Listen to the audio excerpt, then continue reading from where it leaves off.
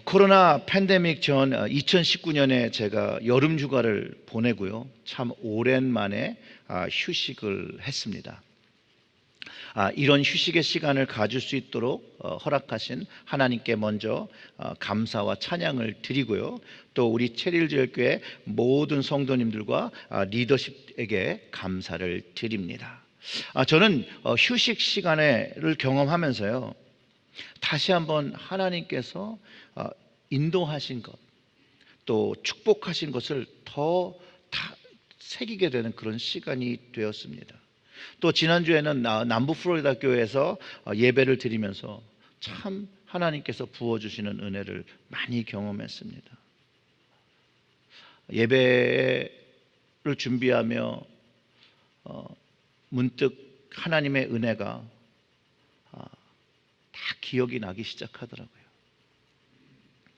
하나님께서 저를 어떻게 만나 주신 거, 그리고 그 후에 하나님께서 하나하나를 가꾸어 주시고 눈동자와 같이 지켜주시면서 결국 보니까, 오늘을 보니까 하나님의 축복과 은혜에서 살았구나 라는 고백이 되어지고 그 마음으로 예배를 드렸습니다. 그러면서 이제 고린도전서에서 사도 바울이 고백한 하나님의 은혜가 공감되어지고, 전적으로 이게 하나님이 함께 하신 은혜 때문에 내가 이렇게 살았구라는 것을 다시 한번 새기면서 그 바울의 고백이 떠올리면서 교회 돌아오면 이 말씀을 가지고 함께 나누어야겠다라는 생각을 했습니다. 고린도전서 15장 10절의 말씀은요, 이렇습니다. 그 말씀을 좀 띄워주시면 좋겠습니다. 고린도전서 15장 10절의 말씀이요. 오늘 본문의 말씀인데 없어요? 그럼 제가 읽어드릴게요. 그러나 내가 나된 것은 하나님의 은혜로 된 것이니 내게 주신 그의 은혜가 헛되지 아니하여 내가 모든 사도보다 더 많이 수고하였으나 내가 한 것이 아니요 오직 나와 함께 하신 하나님의 은혜로다 라고 고백하면서 자신의 삶이 하나님의 은혜로 되었다는 것을 철저하게 고백하고 있다는 것이에요.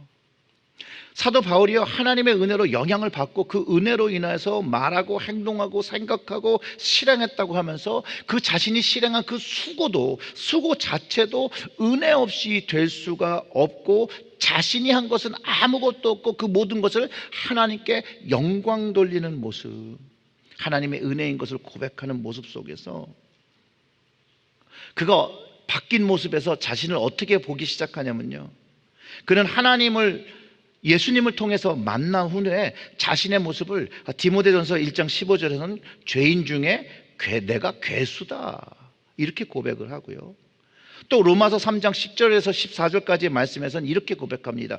기록된 바 의인은 없나니 하나도 없으며, 자신도 의인이 아닌 거예요. 깨닫는 자도 없고 하나님을 찾는 자도 없고 다 치우쳐 함께 무익하게 되고 선을 행하는 자는 없나니 어떻게 없어요? 하나도 없다는 거예요. 그러면서 13절에 이렇게 얘기합니다. 그들의 목구멍은 열린 무덤이요 그 혀로는 속임을 일삼으며 그 입술에는 독사의 독이 있고 그 입에는 저주와 악독이 가득하다라고 고백합니다. 예수님을 만나기 전에 참 하나님을 알지 못했었거든요. 그런데 이 예수님을 만나면서, 그가 참 하나님을 만나면서 그 스스로가 죄인이라고 생각한다라는 거예요. 그전에는 죄인이라고 생각하지 않았어요. 그런데 그가 예수님을 담에석 도상에서 만나면서 은혜를 체험하면서 자기 스스로를, 자기 자신을 죄인 중에 괴수라고 말하고 선한 것이 하나도 없다라는 거예요. 즉 자신이 하나님의 은혜를 받고 경험하고 나니 세상의 관점이 완전히 바뀌었다는 거예요. 그 이전에는요, 예수님 만나기 전에 그는 바리새인 중에 바리새인이고요, 많이 배운 사람이었고요. 그런데 그가 주님을 만나고 나니 괴수 중에 괴수라고, 선한 것이 하나 없다라고 이야기한다는 거예요. 근데 저도 그게 너무 공감이 돼요. 저도 주님의 은혜를 경험하고 나니 스스로를 정말 괴수 중에 괴물이라고 고백할 수 있고, 주님의 은혜가 아니고선 내 안에 선한 것이 하나도 없다라는 거, 내 몸 이 모습 그대로는 용서와 약속을 받을 수 없는 자라는 걸 알았다라는 거예요. 혹시 여러분 중에 사도 바울처럼 나의 나된 것을 하나님의 은혜로 고백하며 죄인인 나를 구원하신 하나님께 감사드리고 현재 내가 이루고 성취한 것이 그 모두가 나와 함께 하신 하나님의 은혜라고 고백하신 분들은 여러분 아멘으로 화답하시기 바랍니다. 그리고 하나님을 찬양하시면 됩니다. 우리 가정이요, 우리 가정된 것이요, 하나님의 은혜로 된 것이라는 거예요. 우리 가정에 주신 그 은혜가 헛되지 아니하여서 우리가 다른 가정보다 주님을 위해 더 많이 수고하고 수고해야 되고, 그 수고와 헌신이 오직 우리 가정에 함께 하신 하나님의 은혜라고 고백하며 그 하나님의 이름을 높여야 한다는 것이죠. 모든 공로를, 내 인생의 모든 공로를 하나님께 드리는 것, 그런 가정이 된다면 하나님께서 끊어지지 아니하는 축복과 기쁨과 찬양과 행복으로 주장해 주실 거라는 거예요. 그리고 이런 가정은요, 계속해서 그 은혜를 사모하기 시작한다는 거예요. 그 주님의 은혜를 더 갈망하며 살아간다는 것이에요. 더 놀라운 거는요, 하나님은 이렇게 계속해서 은혜를 사모하는 가정을 축복하시고 은혜를 주시고, 그 은혜를 사모하는 가정과 교회에 그 하나님의 무한하신 은혜를 부어주신다라는 거예요. 그러니 여러분, 은혜를 사모하는 자가 되어야겠습니까? 아니 되어야겠습니까? 주님의 은혜를 사모하는 가정이 되어야겠습니까? 아니 되어야겠습니까? 주님의 은혜를 사모하는 교회가 되어야겠습니까? 아니 되어야겠습니까? 은혜를 사모하는 자가 되어야 되고, 가정이 되어야 되고, 교회가 되어야 되는 것이에요. 사랑하는 성도 여러분, 하나님의 은혜가요, 우리 인생의 가장 중요한 것이에요. 그렇기 때문에 우리는 늘 은혜를 사모하고 받아야 하고 경험해야 한다는 것이에요. 여러분, 은혜를 받는다라는 말이 여러분 무엇인지 아십니까? 여러분, 하나님의 은혜를 체험했다고 하면 딱 떠오르는 게 무엇입니까? 하나님의 은혜는요, 그 은혜는 하나님과의 만남입니다. 만남. 하나님과 만나면 은혜를 체험하는 거예요. 하나님과 이렇게 엔카운터링, 하나님을 정확하게 만날 때 우리 삶에 은혜가 경험되어지고 이 은혜를 사모하기 시작한다는 거예요. 그리고 이 은혜가 계속해서 채워진다는 거예요. 분명한 만남이 있어야 돼요. 여러분, 하나님을 만났다라고 상상하고 믿는 거는요, 은혜가 계속 부어지지 않습니다. 정말로 하나님을 만날 때 그 은혜가 내 인생 속에서 계속 역동적으로 움직이게 되는 것이죠. 저도요, 하나님을 들었을 때가 있었고요, 배웠을 때가 있었거든요. 하나님을 만나지 않고, 주님을 만나지 않고, 성령님을 만나지 않고 교회를 다녔던 적이 있습니다. 그런데 그렇게 다니면 하나님의 사랑과 하나님의 은혜와 이런 것들을 다 듣기는 하는데 어떤 건지 잘 몰라요. 굉장히 추상적이죠. 추상적. 교회를 다녔습니다. 마음으로 깨달아짐도 없고 피부적으로 느껴지는 하나님의 사랑과 은혜를 실제로 고백하지 못했고, 많은 사람들이 은혜 받았다라고 하는데 그 은혜가 뭔지, 그런데 혼자만 은혜 안 받았다고 그러면 이상하니까 나도 은혜 받았다. 나도 눈물 찔끔 나더라. 그러면 안 된다는 거죠. 제가 고등학교 때 교회를 처음 나갔습니다. 제가 간증을 통해서 여러 번 말씀드렸는데요, 그때 우리 담임 목사님은요, 늘 은혜 받아야 된다는 거예요. 그리고 은혜를 받으려면 은혜를 또 사모해야 된다는 거예요. 설교 시간에 안타까움으로 설교하실 때 저는 그 담임 목사님의 그 말씀과 그 마음을 잘 이해하지 못했어요. 근데 지금은 압니다. 왜냐하면 그 은혜를 받으라고 그렇게 말씀하신 이유가, 이 은혜가 저에게 또 우리에게 너무 좋은 거거든요. 너무 좋은 거. 그리고 주님을, 하나님을 만나지 못하면 받을 수 없는 것이기 때문에 늘 받아야 된다고 말씀하신 거고, 은혜를 경험하지 못했으면 은혜를 사모해야 은혜를 받는다라고 말씀하셨다는 것이죠. 그리고 그 주님의 은혜를 경험한 사람, 하나님을 만난 사람은 그 하나님의 마음을, 그 아버지의 마음을, 그 예수님의 마음을, 성령님의 마음을 이해하면서 하나님의 나라, 하나님의 그 중심을 알게 되고 영혼의 안타까움을 가지고 살아가기 시작한다는 거예요. 그 울림이 있을 때 우리는 계속해서 은혜 받아야 된다고 하는 거예요. 사랑하는 성도 여러분, 은혜 받으시길 주님의 이름으로 축원합니다. 저뿐만 아니라요, 대부분의 사람들이요, 예수님을 통해서 하나님을 만나기 전에 자신이 하나님 앞에 어떤 모습이라는 것과 자신의 죄가 얼마나 하나님 앞에 부정한 것을 알지 못하기 때문에 진짜로 실제 진정한 회개와 변화가 동반된 회개의 그 합당한 열매를 맺지 못합니다.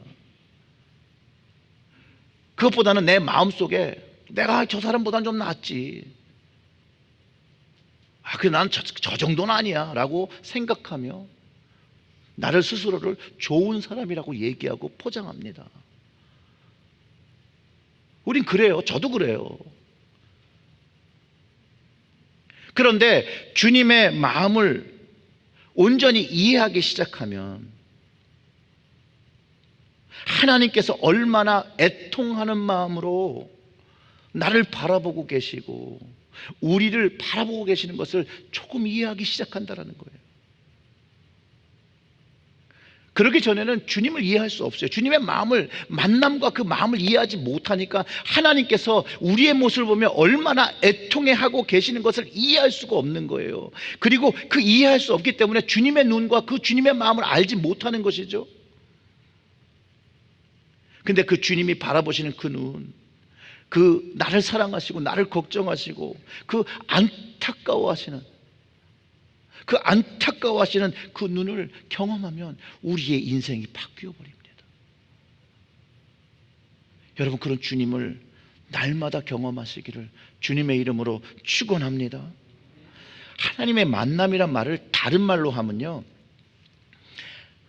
하나님의 임재를 경험하는 겁니다. 임재를. 하나님을 만나는 것이 그분의 임재를 내가 경험하고 느끼는 것에 있다라는 거예요.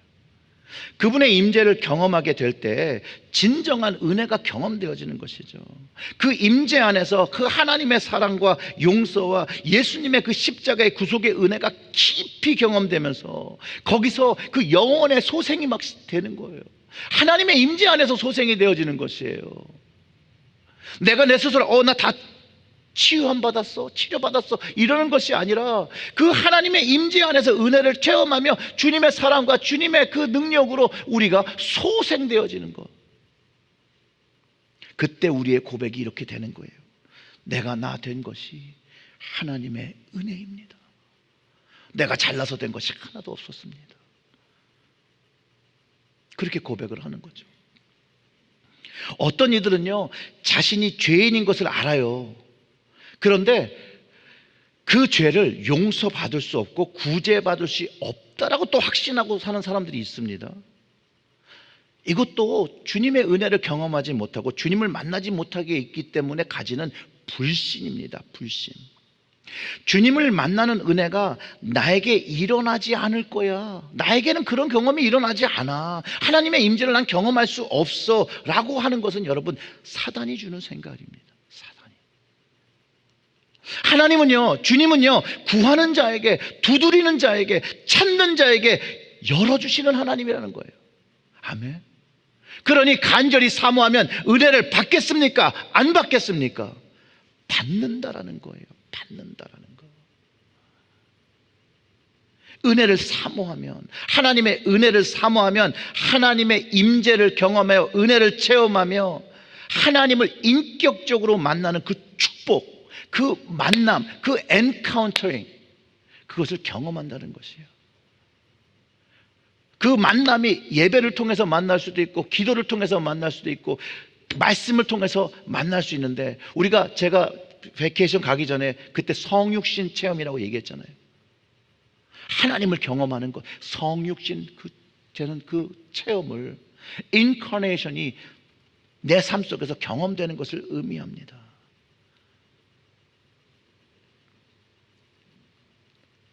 저의 초창기 믿음 생활은요, 인격적으로 하나님을 만나기 전에도 교회를 잘 다녔습니다. 말씀도 몰랐고요.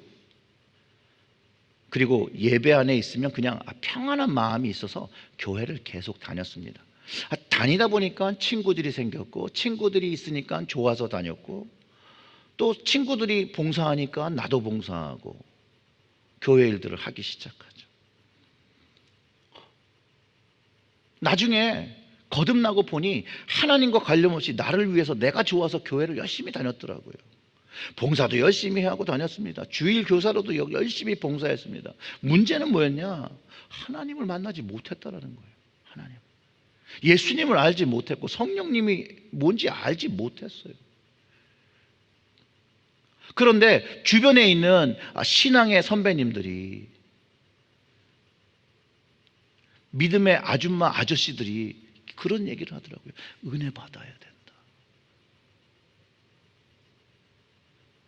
그러면서 기도해 주시더라고요. 기도해 주시더라고요. 그러던 어느 날 하나님과의 만남을 가지게 됩니다. 그분의 임재가 느껴지기 시작했습니다. 상상 속으로만 알던 하나님이 내 피부적으로 느껴지게 되었을 때 변화가 일어났습니다. 그것을 시작으로 제가 하던 기도들이 구체적으로 응답되기 시작했고, 하나님께서 구체적으로 인생을 이끌어 주시는 것들을 경험하기 시작했다는 거예요. 그때가 언제냐면요, 예수님이 왜 나의 구주 되신 것이 마음과 생각으로 믿어지고 고백되어지는 사건이 일어난 거예요. 성령님의 음성을 체험하는 일이 경험됩니다. 그 이전에는 그렇게 지루하던 이 성경 말씀이 꿀과 같이 달고 재밌게 되고, 그 후 하나님의 말씀에 대한 크레이빙이라고 그러잖아요. 그 배고픔이 있고, 주님의 음성에, 주님의 그 은혜에 목마르기 시작했다라는 거예요.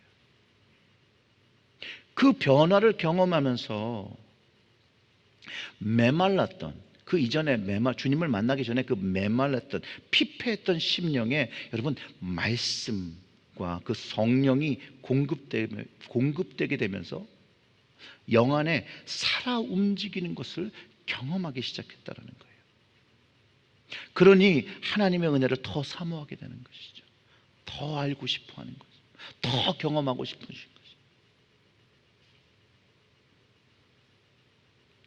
저에게 주님의 은혜는요, 어떻게 찾아왔냐면요, 설명을 드리면 이래요. 제가 정말 죽어가는 환자였는데 천천히 주님께서 돌보셔서 저를 이렇게 치유하시는 것, 그리고 영의 사람으로 다시 살아나는 경험, 그 소생하는 경험을 하였습니다. 나중에 근데 이 소생한다는 말이요, 알고 보니까 부흥이더라고요. 부흥. 하나님의 임재를 경험하고 하나님을 만나니 내 인생에 부흥을 경험하는 것이, 은혜 충만한 삶을 살고 성령 충만한 삶을 살기 시작하는 거예요.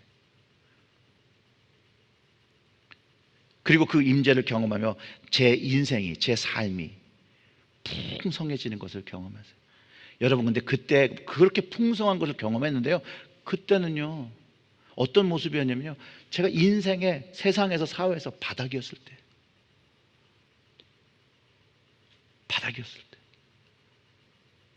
고등학교 하나를 졸업하지 못하고 검정고시 하나를 제대로 합격하지 못했을 때, 인생에 어디로 가야 될지 모를 때였거든요. 그런데 풍성하더라고요. 하나님을 만난 것으로도 만족이 되더라고요. 근데 그 하나님의 임재를 경험하면서 제가 제일 깨달았던 건 뭐냐면요, 제 자신의 모습을 보게 되는데, 그 사람들이 말하고 찬송가에 늘 있던 그런 가사처럼 정말로 제가 더러운 죄인이라는 거, 바울이 말한 그 괴수라는 그 모습을요 제가 가지고 있더라니까요. 제가 거룩함이라고는 전혀 찾아볼 수가 없어요. 선한 것이라는 것이 하나도 없어요. 그 하나님의 임재 안에서 보니까요. 정결함도 없어요.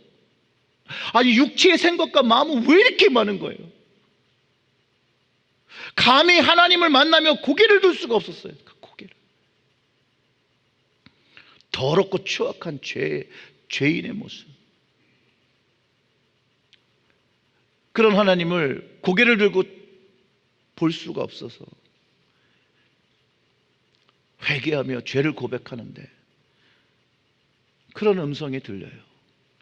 하나님께서 아들 괜찮아,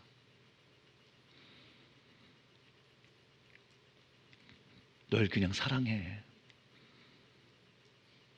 그 말씀이 제 마음을 정말로 강타했습니다. 후려치더라고요. 눈물이 줄줄줄 납니다. 더 회개가 되더라고요. 더 회개가. 그리고 하나님한테 다시 한번 고백하죠. 하나님, 이제는 좀 온전한 모습으로 이제부터 좀 설게요. 더 깨끗한 모습으로 설게요. 그렇게 힘을 주세요. 그러니 은혜를 구하게 되더라고요. 하나님, 그럼 좀 더 은혜를 주세요 라고 부르짖을 때에 예수 그리스도의 그 십자가가, 주님의 십자가가 화목제로 나를 이미 깨끗게 하신 것을 경험할 수 있었다라는 거예요. 로마서 8장 1절의 말씀이, 그러므로 이제 그리스도 예수 안에 있는 자에게는 결코 뭐가 없어요? 정죄함이 없나니 라는 말씀이요, 성육신의 말씀, 저에게 주시는 말씀으로 체험되었고요, 죄에서 자유함을 가질 수가 있었어요. 이 말씀을 나에게 주신 말씀으로 믿고, 이 말씀이 제 마음을 파고들며 눈에서 나오는 눈물이 아니라 그 다음부터는 심령의 그 안에서부터 끓어오르는 뜨거운 회개의 눈물이 더 줄줄줄줄 흐르기 시작했어요. 하나님의 임재 안에서 경험되어지는 은혜라는 것이죠. 용서라는 것이죠. 회복이라는 것이죠. 소생이라는 것이죠. 이것을 어찌 사모하지 아니할 수가 있어요, 여러분? 사모할 수밖에 없는 거죠. 요한일서 4장 9절에서 뭐라고 얘기하냐면요, 하나님의 사랑이 우리에게 이렇게 나타난 바 되었으니 하나님이 자기의 독생자를 세상에 보내심은 그로 말미암아 누구를요? 우리를 뭐 하려고요? 살리려 하심이라. 하나님께서 예수님을 우리에게 보내심을 저를 살리기 위하심이었고, 이 살리시는 은혜를 한 번만 받고 끝나는 일회성의 경험이 아니라는 거예요. 일회성의 경험이. 로마서 5장 8절의 말씀을 보면 이렇습니다. 우리가 아직 죄인 되었을 때 그리스도께서 우리를 위하여 죽으심으로 하나님께서 우리에 대한 자기의 사랑을 확증하셨느니라. 이 하나님의 사랑은요, 한 번의 확증이 아니에요. 계속해서 확증하시는 연속성의 경험이라는 것이에요. 그리스도 십자가와 죽음이 하나님 사랑의 확증이고요, 이것이 영원한 약속의 말씀이에요. 이 말씀이요, 날마다 내 삶 속에서 성육신의 체험으로 경험될 때 우리는 은혜를 경험했다라고, 주님의 임재를 경험했다라고, 하나님을 만났다라고 고백할 수 있게 되는 것이에요. 그리고 이 하나님의 사랑과 임재와 만남이 계속해서 반복하면서 정말로 그 깊은 은혜를 점점 경험하게 된다는 거예요. 하나님의 은혜는요, 경험하면 경험할수록 그 은혜가 더 깊다라는 거예요. 마치 부모님의 사랑을 깨닫는 것과 같아요. 나이가 들며 자녀를 양육하고 이제 나이를 먹어가며 늙어가며 그 주문분의 사랑의 그 깊이를 경험하듯이 하나님의 은혜도 그 하나님의 은혜를 경험하면 경험할수록 그분의 임재를 경험하면 경험할수록 그 임재 안에 하나님을 더 깊게 경험하며 깊어진다라는 거예요. 그리고 그 깊어지는 것에서 감동이 일어나고 하나님을 더 붙잡고 신뢰하는 믿음이, 굳건한 믿음이 세워지게 된다라는 거예요. 그러니 여러분, 은혜를 사모해야겠습니까? 은혜를 사모하지 않아야겠습니까? 은혜를 사모해야 합니다. 하나님의 은혜는요, 사모하고 하나님의 은혜를 사모하면요, 사모할수록 풍성히 주십니다. 여러분, 은혜는요, 사모할수록 더 풍성히 주신다라는 거예요. 아멘. 은혜를 사모하는 가정은요, 하나님의 축복을 계속 경험합니다. 그리고 오늘보다는 내일 주님께 더 나은 모습으로 서고 작년보다는 올해가, 또 물론 다시 뒤로 돌아간 시간도 있겠지만 그 신앙의 후퇴를 경험할지라도 거기서 주저앉지 아니하고 또 주님의 은혜를, 하나님의 은혜를, 임재를 구하며 나올 때 하나님은요, 우리를 외면하지 않으신다는 거예요. 주님은 외면하지 아니하시고 은혜를 구하는 우리에게 필요한, 나에게 가장 필요한 은혜와 그 임재하심을 경험케 하심으로 다시 주님의 은혜에서 새롭게 하시는 것을 경험한다는 거예요. 우리는 이 주님의 은혜 없이 예배의 자리에 설 수 없고 주님 앞에, 하나님 앞에 설 수가 없습니다. 하나님의 임재 없이 은혜를 경험할 수 없고 은혜 없이 하나님의 임재를 경험할 수 없습니다. 하나님의 사랑이요, 예수님의 임재, 이 땅에 오심으로 우리에게 전달되었듯이 내리사랑입니다. 내리사랑. 이 주님의 사랑과 은혜는 너무 좋은 거예요. 너무 좋은 거.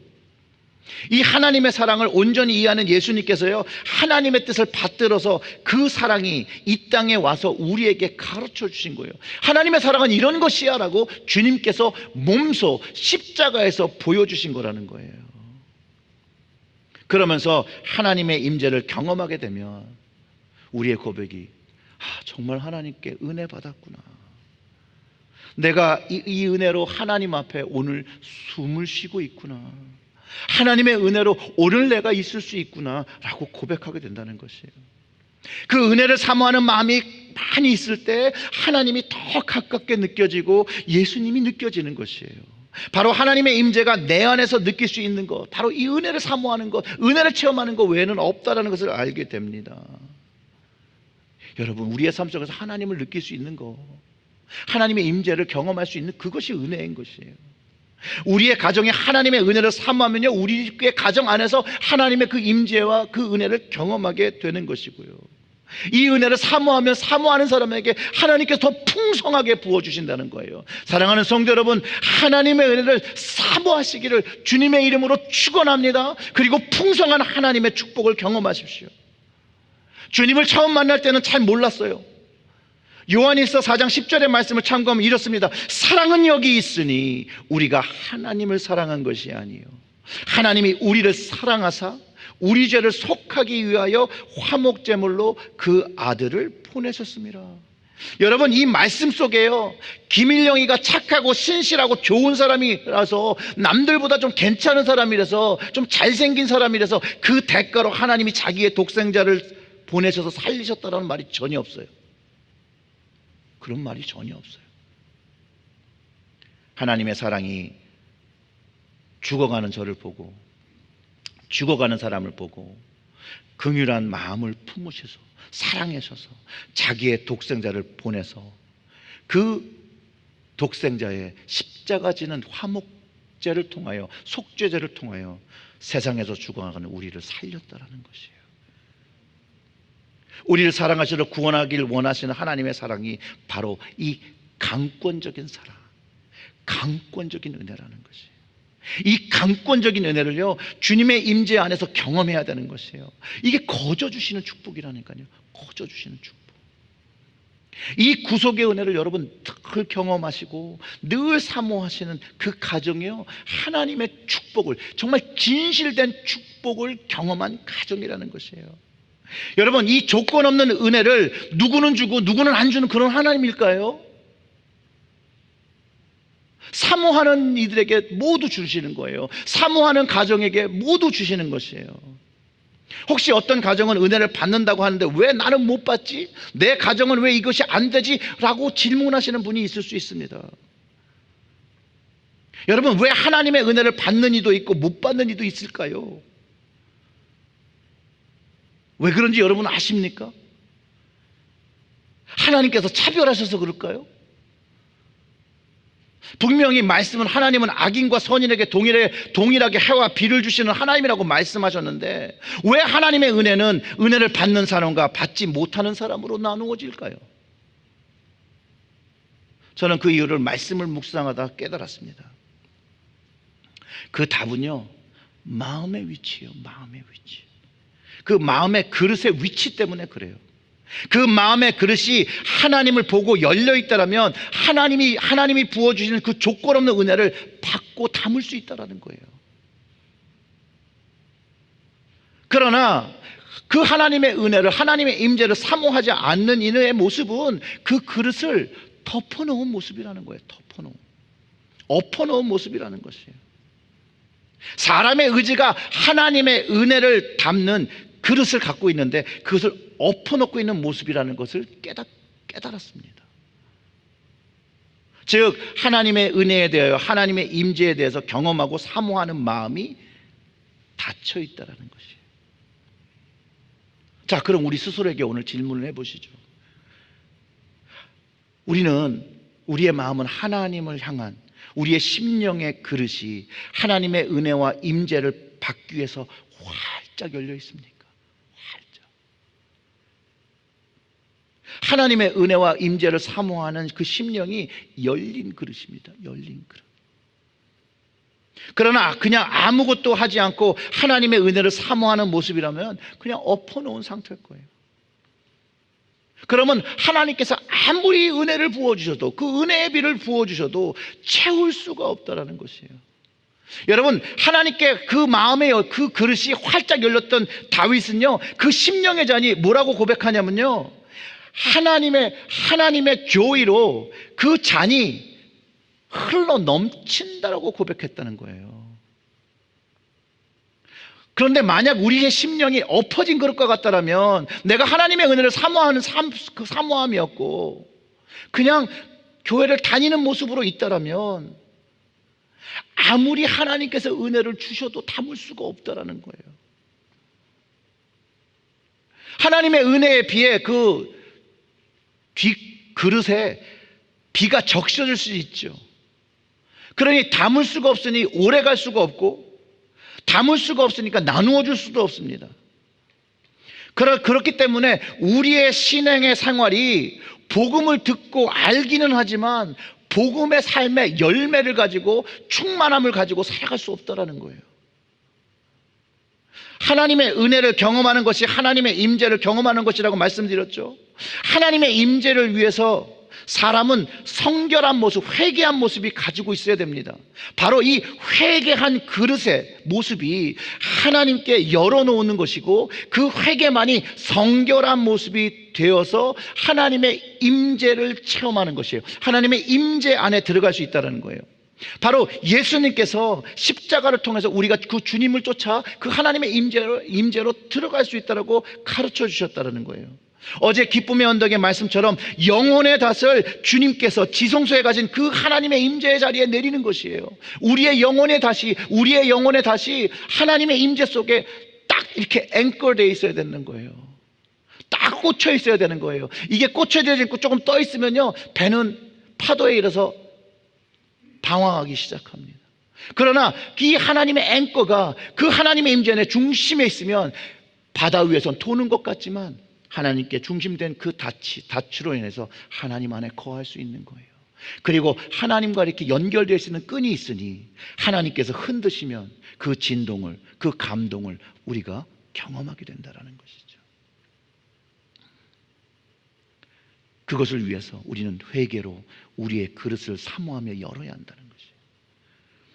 그리고 여러분, 우리가 하나님의 임재를 정말 경험하면요, 살아계신 하나님을 알게 돼요.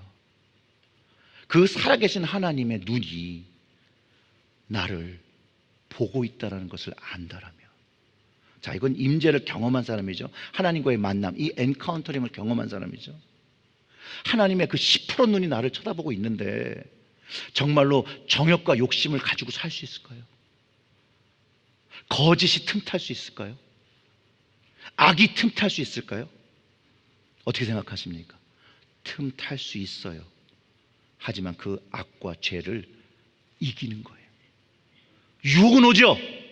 하지만 하나님의 임재와 임재에 사로잡혀 있고 그 영혼의 닻이 그 임재 안에 박혀 있는 사람은 그것을 이기게 되는 것이에요. 하나님과의 그 연결된 그 끈으로, 말씀의 끈으로, 기도의 끈으로, 예배의 끈으로 이기게 되는 것이에요.